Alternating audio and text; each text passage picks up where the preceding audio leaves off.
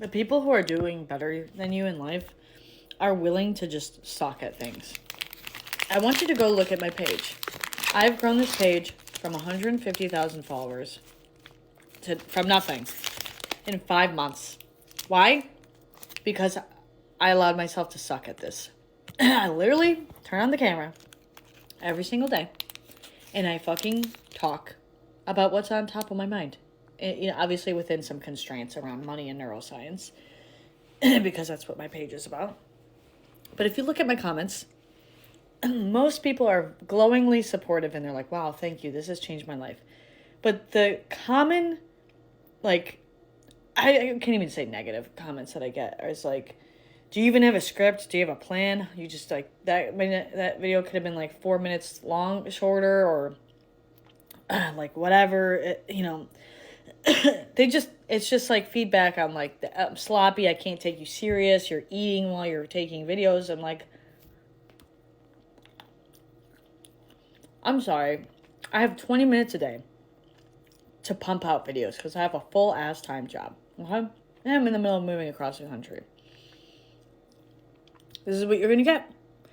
This is what you will get, okay? And then until I can do this full time, obviously the quality and the production and the scripting will get a lot better.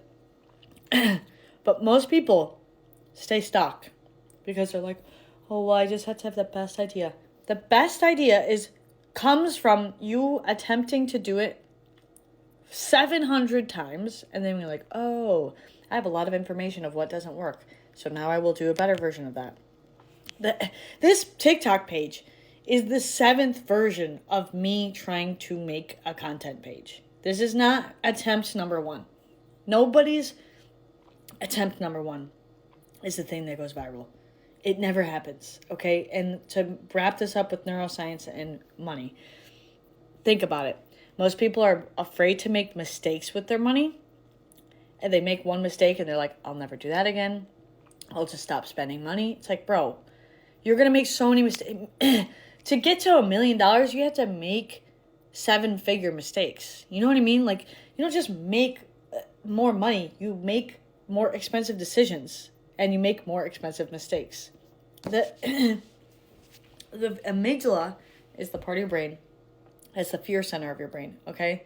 And it's funny because I talk about survival mode on this page. I talk about fight or flight. I talk about poverty mindset. But it's funny because the amygdala at least gets you to take action.